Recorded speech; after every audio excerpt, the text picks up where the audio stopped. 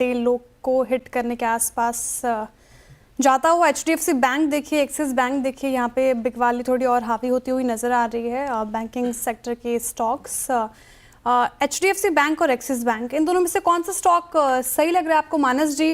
कोई ट्रेड बन रही है यहाँ पे शॉर्ट की? देखिए, दोनों स्टॉक चार्ट पे वीक लगते हैं। अगर एक ट्रेड लेना होगा तो वो एचडीएफसी बैंक पे एक शॉर्ट कॉल होगा, क्योंकि स्टॉक अपने 22 वीक एवरेज से नीचे ट्रेड करने लगा है। तो आई थिंक करेक्शन थोड़ा सा डीप और हो सकता है। करंट लेवल्स पे आप बिकवाली करने का ट्रेड ले रहे हैं तो आपके स्टॉप लॉस 1766 के ऊपर रहेंगे। करंट लेवल्स पे आप बिकवाली करिए और 1710 के टारगेट सेट करिए। ठीक है, करंट लेवल्स पे बिकवाली कर रहा है एचडीएफसी बैंक फिलहाल जिस तरीके से कमजोर होता हुआ ये नजर आ रहा है। देखिए, अब आगे बढ़ते हैं। और ट्रंप ने जो झटका दिया है उसने पूरी दुनिया को हिलाकर रख दिया। ये अभी आपके सामने ही है और खुद अमेरिका के बाजारों का हाल बेहाल है। 2 दिनों में ही आप देखें तो यूएस निवेशकों के $5 ट्रिलियन हवा हो गए, साफ हो गए पूरी।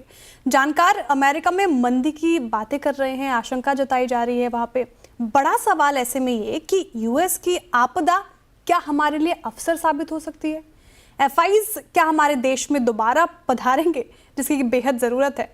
यतिन के पास वैसे चलते हैं और उनसे जानते हैं, जिनके पास 10 ठोस वजह हैं। वो बता रहे हैं कि एफआईज को भारत का रुख क्यों करना चाहिए। बताइए यतिन।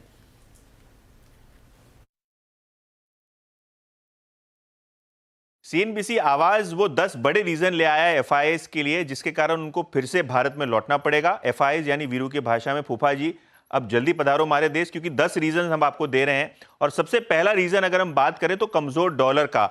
डॉलर इंडेक्स में गिरावट है, जिससे भारतीय बाजार यानी जो इमर्जिंग मार्केट से इसको फायदा होता हुआ नजर पड़ता है। सेकंड बात करें तो आकर्षक वैल्यूएशन। इस करेक्शन के बाद भारतीय बाजार के वैल्यूएशंस ग्रोथ के मुकाबले काफी अच्छे हो चले हैं दूसरे इमर्जिंग मार्केट्स के मुकाबले, और क्रूड भी सस्ता हो गया है। देखिए, क्रूड $65 के नीचे अब कंसिस्टेंटली ट्रेड कर रहा है, जिसके कारण भारत को एक बड़ा फायदा होता है। और अगर हम चौथे रीजन की बात करें तो यूएस ट्रेजरी यील्ड्स भी गिर रही हैं, जिसके कारण इमर्जिंग मार्केट्स पे आप एक बड़ा वैल्यूएशन मिसमैच जो है पूर सकते हैं। अभी इमर्जिंग मार्केट्स आपको सस्ते लगने लगेंगे। इसके अलावा इंडियन इकोनॉमी कोई एक्सपोर्ट ओरिएंटेड नहीं है, बहुत बड़ा एक्सपोर्ट हम नहीं करते हैं, डोमेस्टिक कंजम्पशन है, जिसके कारण ऑब्वियसली इन्वेस्टर्स की नजर भारत जैसे बड़े देश में आपको देखने को मिलती है। यूएस की बात करें तो रिसेशन में जाने की पूरी उम्मीद है भारतीय इकोनॉमिस्ट को और बहुत सारे दूसरे एक्सपर्ट्स को, जिसके कारण भारत इमर्जिंग मार्केट बास्केट में एक अच्छा ग्रोथ देने वाला कंट्री आपको दिखाई पड़ रहा है। डोमेस्टिक रीजन की बात करें तो आरबीआई लगभग आधे % से ब्याज दरें घटा सकती है 2025 में, और कहीं ना कहीं ये ग्रोथ को स्टिमुलेट करेगा, बैंकों को स्टिमुलेट करेगा, क्रेडिट ग्रोथ को स्टिमुलेट करेगा। तो ये भी एक बड़ा रीजन है। अगर हम 8वें पॉइंट पे आ जाएं तो कहीं ना कहीं महंगाई भी भारतीय बाजार में कंट्रोल में है, इन्फ्लेशन दर जो है घट रहा है, जिसके कारण ऑब्वियसली कंजम्पशन को एक बूस्ट मिलता है।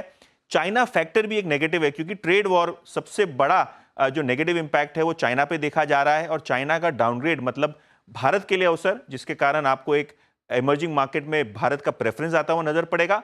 और 10वीं बड़ी बात है मेटल्स और कमोडिटीज में गिरावट, जिसके कारण भारतीय बाजारों के मार्जिन सुधरेंगे, कंजम्पशन को बूस्ट मिलेगा, और ऑटो, इलेक्ट्रॉनिक और कंज्यूमर कंपनियों के मार्जिन पे इसका पॉजिटिव इंपैक्ट रहेगा।